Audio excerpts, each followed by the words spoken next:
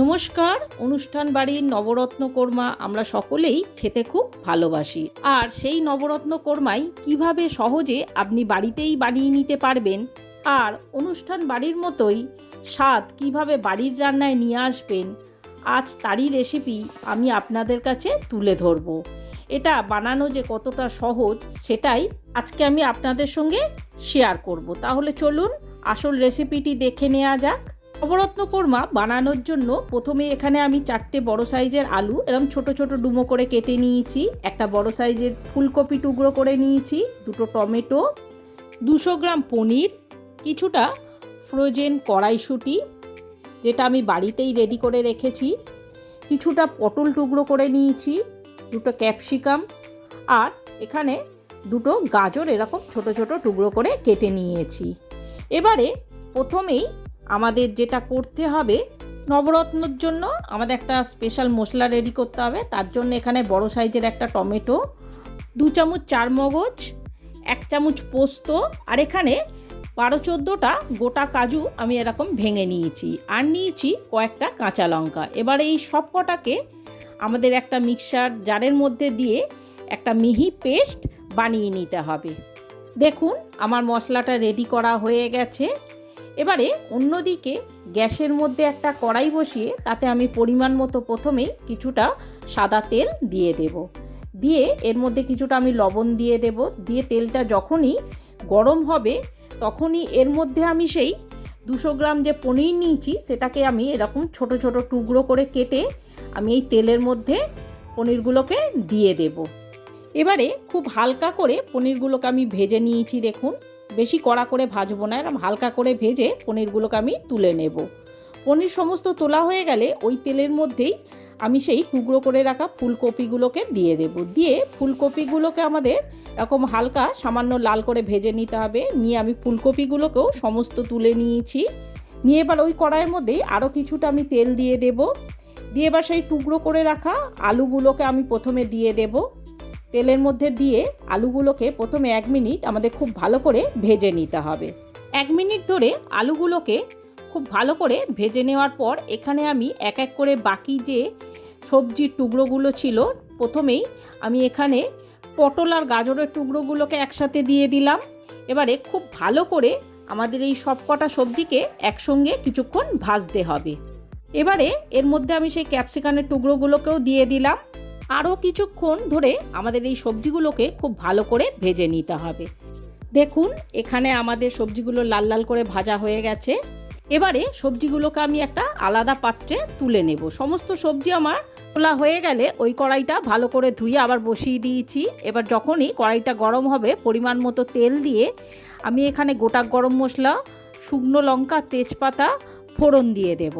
ফোড়নটা যখনই ভাজা হবে এখানে একটা বড় সাইজের টমেটো টুকরো করে দিয়ে দিয়েছি। কিছুক্ষণ নাড়াচাড়া করার পর যখনই দেখবেন টমেটোটা আমাদের এই রকম নরম হয়ে গেছে তখনই এখানে আমি 1 চামচ আদা বাটা দিয়ে দেবো। আদা বাটাটা দিয়ে এবার খুব ভালো করে আমাদের কষাতে হবে যতক্ষণ না আদার কাঁচা গন্ধ চলে যায়। আদার যেই কাঁচা গন্ধটা চলে যাবে এখানে আমি সেই কাজু, পোস্ত, চারমগজ বাটাটা দিয়ে দেব, দিয়ে সামান্য একটু মিক্সি ধোয়া জলটা আমি এর মধ্যে দিয়ে দেব।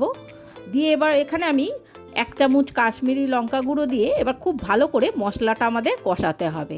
কিছুক্ষণ মশলাটা কষানোর পর এখানে আমি পরিমাণ মতো লবণ আর 1 চামচ চিনি দিয়ে দেব, দিয়ে এবার খুব ভালো করে মশলাটা আমাদের কষাতে হবে যতক্ষণ না তেল ছেড়ে দেয়। তাহলে বন্ধুরা আপনাদের যদি আমার এই রেসিপিটি ভালো লেগে থাকে তাহলে অবশ্যই আমার চ্যানেলটি সাবস্ক্রাইব করে একটা লাইক, কমেন্ট আর শেয়ার করে দিয়ে আমার পাশে থাকার অনুরোধ রইল। যখনই দেখবেন মশলা থেকে এরকম তেল ছাড়তে শুরু করে দিয়েছে তখনই এখানে আমি কিছুটা কসৌরি মেথি দিয়ে দেব। এবার মেথি পাতাটা দিয়ে খুব ভালো করে 1 মিনিট আমাদের আরও ভালো করে কষিয়ে নিতে হবে। কিছুক্ষণ কষানোর পর এখানে আমি সেই ফ্রোজেন কড়াইশুঁটিটা দিয়ে দেব, দিয়ে সামান্য একটু মশলার সঙ্গে কড়াইশুঁটিটা নাড়াচাড়া করে নিয়ে এবারে সেই ভাজা সবজিগুলো এর মধ্যে সমস্ত দিয়ে দেব। সবজিগুলো সমস্ত দিয়ে এবার খুব ভালো করে মশলার সঙ্গে সবজিটা আমাদের বেশ কিছুক্ষণ কষাতে হবে। 2-3 মিনিট খুব ভালো করে কষানোর পর এখানে আমি আগে থেকেই কিছুটা দুধ গরম করে রেখে দিয়েছিলাম, সেই দুধটা আমি কিছুটা এর মধ্যে ঢেলে দেব। ঢেলে দিয়ে দুধটা দিয়ে খুব ভালো করে মিশিয়ে আরও খানিকটা আমি এখানে জল দিয়ে দেব, দিয়ে খুব ভালো করে সমস্ত কিছু আমাদের একসঙ্গে মিশিয়ে নিতে হবে। যখনই খুব ভালো করে মেশানো হয়ে যাবে, এখানে আমি বেশ কিছুটা ছানা এর মধ্যে আমি দিয়ে দেব। এই ছানাটা দেওয়ার জন্যই এই নবরত্নের স্বাদ পুরোপুরি অনুষ্ঠান বাড়ির মতোই হয়ে যাবে, স্বাদ আরও দ্বিগুণ বেড়ে যাবে। এবারে খুব ভালো করে মিশিয়ে এটা আমি ঢাকা দিয়ে কিছুক্ষণ হতে দেব। 15 মিনিট পর ঢাকা খুলে এবার খুব ভালো করে আমাদের এইটাকে নাড়াচাড়া করে দিতে হবে যাতে তলায় ধরে না যায়। এই সময় দেখুন আমাদের সমস্ত সবজি খুব ভালো করে সেদ্ধ হয়ে গেছে। এবার খুব ভালোভাবে নাড়াচাড়া করে এখানে আমি সেই ভেজে রাখা পনিরগুলো দিয়ে দেব। ভেজে রাখা পনিরটা দিয়ে খুব ভালো করে এগুলোর সাথে আমাদের মিশিয়ে দিয়ে আবারও ঢাকা দিয়ে আমি 5 মিনিটের মতো হতে দেব। 5 মিনিট পর ঢাকা খুলে খুব ভালো করে আমি নাড়াচাড়া করে দেব সমস্ত কিছু। দেখুন আমাদের নবরত্ন কোরমা একদম রেডি হয়ে গেছে, দেখতে পুরো একদম অনুষ্ঠান বাড়ির মতোই হয়েছে, আর স্বাদেও কিন্তু কোনো অংশে কম না। এবারে গ্যাসটা অফ করে দিয়ে গরম গরম আপনারা ভাত, রুটি, লুচি, পরোটা, নান যার সঙ্গেই ইচ্ছা তার সঙ্গেই গরম গরম পরিবেশন করুন।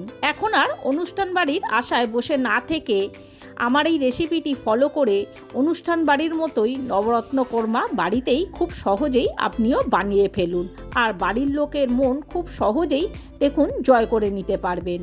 এবার থেকে বাড়িতে কোনো ছোটোখাটো অনুষ্ঠান কিংবা পূজা আশ্রয়ের দিনে আর বাইরে থেকে এইভাবে না কিনে এনে বাড়িতেই আপনি খুব সহজেই অনুষ্ঠান বাড়ির মতো যদি নবরত্ন বানিয়ে খাওয়াতে পারেন সবাইকে, তাহলে দেখবেন সকলেই আপনার প্রশংসা করতে বাধ্য হবে।